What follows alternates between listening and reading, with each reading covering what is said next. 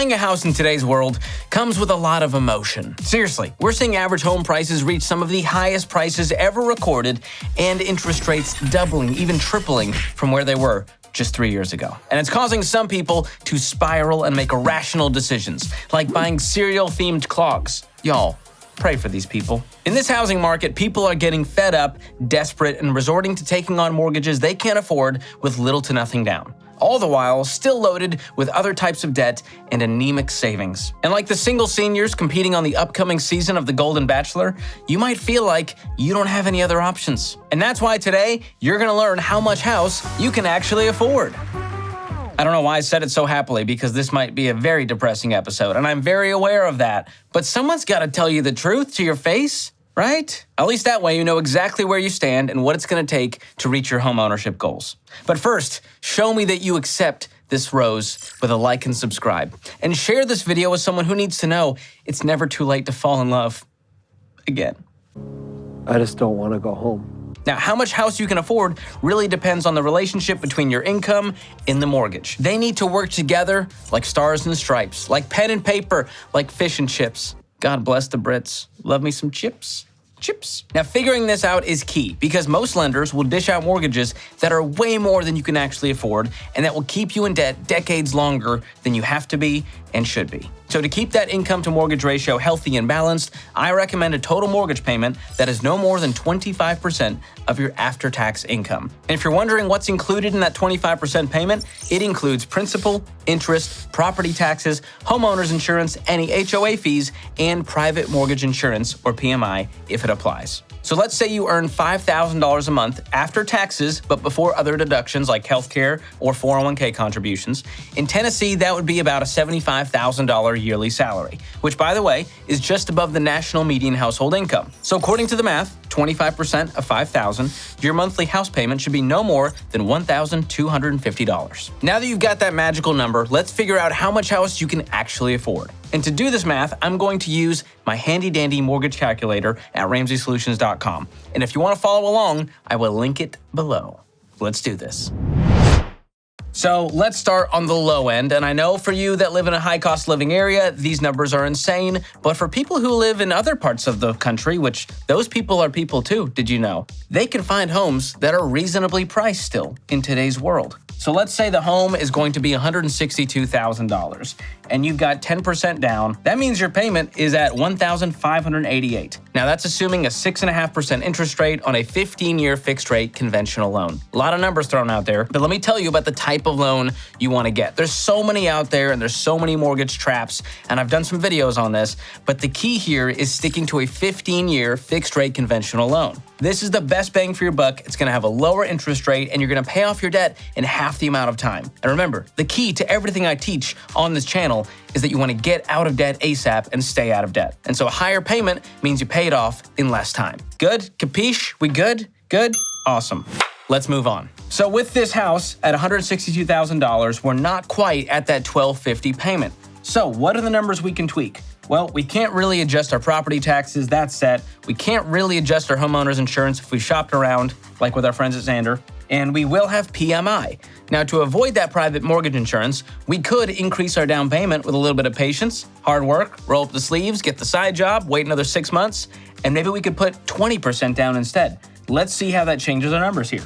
Look at that. We're so much closer. At $1,325, we are just $75 off of hitting our goal. Again, the only number we can really tweak here is our down payment. So what if we put 24, so close, 25. 25% down on a $162,000 house would grant us the magic $1,250 payment. This is just like magic! Now that's on a $75,000 a year salary. So how much house you can afford largely depends on how much down payment you have and your income. And so if these numbers aren't adding up, you've got to adjust your expectations, you got to adjust your patience, adjust your timing. Maybe you get a condo or a townhome instead of a single family home. Maybe you're 40 minutes out. Now I'll be honest, here in Nashville, $160,000 isn't going to get you very far in Nashville or the surrounding areas, because the housing market here is basically a Hunger Games for suburban millennials. What's with your beard? Now, there are homes in the US that you can get for that price. For example, a few hours west in Memphis, there's a few good options in the $162,000 range. But if you're in Nashville or a market like it, the fact that making $75,000 won't get you a home you can afford seriously stinks. And while that stench, like the hot trash smell of Taco Bell breakfast, is very real, I want to invite you to cleanse your palate with this thought. Renting is not a waste of money, despite what you've been told. And unlike those Lucky Charms Crocs, renting will not make you any less of an adult. Okay, renting is a completely viable option, and you should feel totally at peace doing it, as long as your rent is also no more than 25% of your take-home pay. And while you rent, you can continue to save money for a bigger down payment and work on getting your income up, which will help you afford a house at a higher price point.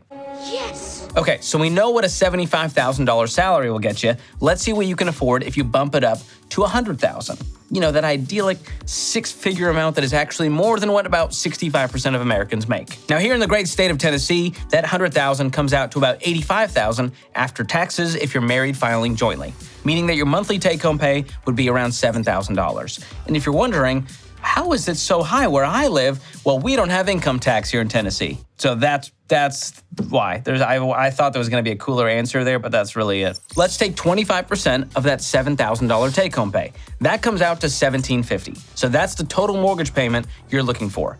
So let's go back to this calculator and see how much house we can afford now. With, let's say, 20% down, that's our goal here.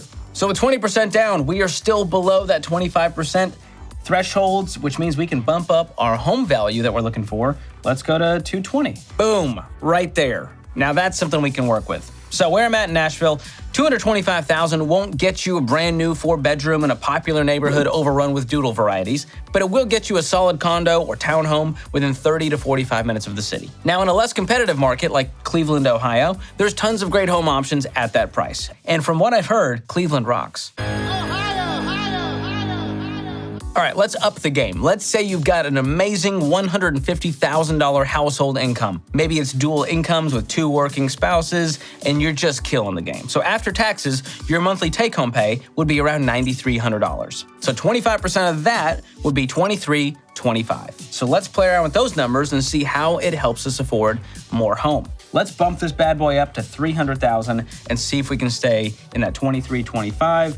And we are so close. So let's bump it right down to $295, and we are there. $2,313 monthly mortgage payment with 20% down on a $295,000 house with a 15-year fixed-rate conventional mortgage at a 6.5% interest rate. There you go. So we have upped the game now, and I know what you're thinking. You're telling me I got to make $150,000 to afford a $300,000 house? Right now, with the current state of the housing market and interest rates, yes. So that's the hard truth of the numbers. And, you know, that might get you a pretty decent spot in areas that aren't considered high cost of living or ultra high cost of living like New York City or the Bay Area. And truthfully, only mega rich people or city rats make it there. Sometimes they're one and the same. But here's some silver lining. You can get a nice 4-bedroom, 3-bath, and a spacious yard for $300,000 in, wait for it, Ankeny, Iowa. You know what else you can get in Ankeny? Entertained. To quote the Ankeny Chamber of Commerce, Ankeny is a town brimming with entertainment of all kinds. Brimming with entertainment. Okay, so we've looked at figuring out how much house you can afford in terms of mortgage payment, but that's definitely not the only cost to consider when purchasing a home. I mean, those custom draperies don't just buy themselves. Not that I would know. I don't go custom. I get them on Amazon, they're way cheaper. So first, you've got to save for the down payment. And I'm talking a down payment with some Kramer-level chest hair here, not some scrawny 3%. Get out of here with that. Your down payment makes a massive impact on the home price you can afford. So the more cash you put down, the less money you'll need to borrow. Bigger equals better when it comes to down payment. Now, if you're a first-time home buyer, a down payment of 5 to 10% is okay. But remember, you'll have to pay private mortgage insurance, or PMI, if you put down less than 20% on a conventional loan. Now, don't freak out here, but a down payment isn't the only cash you're gonna need. You gotta fork up some dough for what we in the biz call closing costs. Closing costs. You don't have to buy a home, but you can afford this one. I never heard that song before, and once I heard it, I did not care for it. Now, closing costs can run about 3 to 4% of the price of your home, and they cover things like your home appraisal, home inspections, loan origination fees, pulling credit reports, real estate attorneys, home insurance, property taxes, you know, the fun, exciting grown-up stuff. So if you're purchasing a $200,000 home, multiply that by 4%, and you'll get an estimated closing cost of around $8,000. So add that amount to a 20% down payment of $40,000, and the total cash you'll need to purchase your home is $48,000. It's fine. Just sell your Beanie Baby collection. That should cover it. I mean, a well-kept weenie with the tags, currently going for around $2,500. Mint condition scoop could scoop up $50,000. Now, who's paying $50,000 for a bean-filled Pelican toy? I don't know. I'm not here to judge. None of my business. I didn't ask, and I don't want to know. Now, if you don't have the additional $8,000 for closing costs and don't have any Beanie Babies to sell, you're simply not ready to buy a home. You can't afford it yet, okay? The key word here is yet. So hold off until you've saved up the extra cash or shoot a little lower on your home price range. But whatever you do not let the closing costs keep you from making the biggest down payment possible. Now, if you want to check out that mortgage calculator I was using, knock yourself out. It is free, and I will link it below. You can also check out the Ramsey Home Buying Hub, where you'll find the mortgage calculator, plus a ton of other articles, tools, and even real-life real estate agents to help guide you through this process.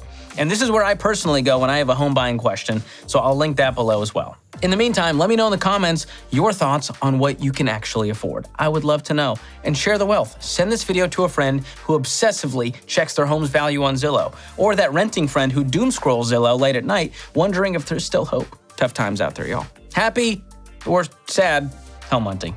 Thanks for watching. I'll see you guys next time.